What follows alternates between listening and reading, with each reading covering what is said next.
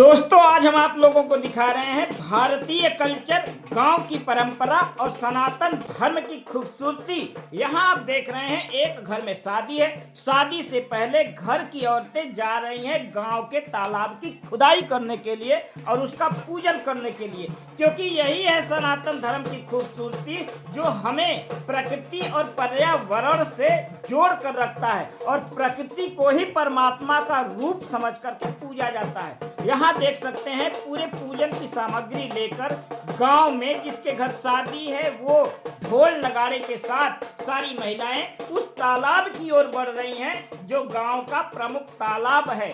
प्रकृति और पर्यावरण की सुरक्षा के लिए हमारे पूर्वजों ने ये परंपरा बनाई थी कि किस प्रकार हम जल का संरक्षण करें, प्रकृति का संरक्षण करें और जल स्तर बना रहे, इसके लिए तालाबों, झरनों और नदियों के प्रति जागरूक रहें। ये सारी महिलाएं जा रही हैं गांव के तालाब की खुदाई करने के लिए, नाचते गाते और ढोल बजाते हुए जा रही हैं और बाकायदा एक कृषि यंत्र कुदाल को भी लेकर जा रही हैं। अभी थोड़ी ही देर में पहुंचने वाली हैं उस तालाब पे जहां पे गांव में जिसके यहाँ भी शादी होती है वे सभी शादी से पहले इस परंपरा को निभाते हैं। और ये पहुंच गए भैया हम उस तालाब पे जिस तालाब की होनी है अभी खुदाई। ये सामने वो तालाब दिख रहा है, अभी इस तालाब की होगी खुदाई, क्योंकि हमारे सनातन धर्म की यही खूबसूरती है। यहाँ आप देख सकते हैं वो कृषि यंत्र जिसे हम कुदाल कहते हैं उसके माध्यम से इस तालाब की होगी खुदाई और महिलाएं करेंगी खुदाई।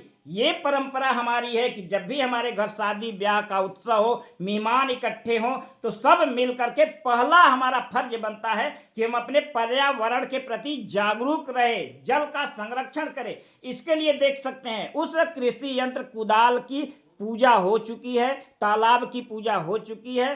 अब यहाँ पे गंगा जल छिड़कने के बाद घर की जो प्रमुख महिला होती है, जिसे या लड़की या लड़के की बुआ हो या पास पड़ोस की कोई सम्मानित महिला हो, उनके हाथों से यह शुभ कार्य कराया जाता है और सब इसमें सहयोगी भी बनते हैं। ऐसा नहीं कि एक व्यक्ति खनेगा, सब देखेंगे, सब सहयोगी बनेंगे। ये देखिए अभी पूजा पाठ की परंपरा हो रही है। अब यहाँ देखिए लोगों का सहयोग, सब उस हथियार को पकड़े हैं क्योंकि सबका सहयोग है इस पवित्र कार्य में। तो अब इसके बाद यहाँ होगी खुदाई और वो बुआ करेंगे खुदाई। खोदने के बाद, भूमि पूजन करने के बाद, तालाब की खुदाई के बाद यहाँ देखिए उपहार मिल रहा है, दक्षिणा मिल रही है। भैया ये परंपरा बनी है कि जो भी मेहनत करेगा, ये पवित्र कार्य करेगा, उसे लोग उपहार देंगे। अब यहाँ देखिए जितने भी लोग साथ में आए थे वे सभी दक्षिणा दे रहे हैं, उपहार दे रहे हैं, क्योंकि ये पवित्र कार्य संपन्न हुआ है।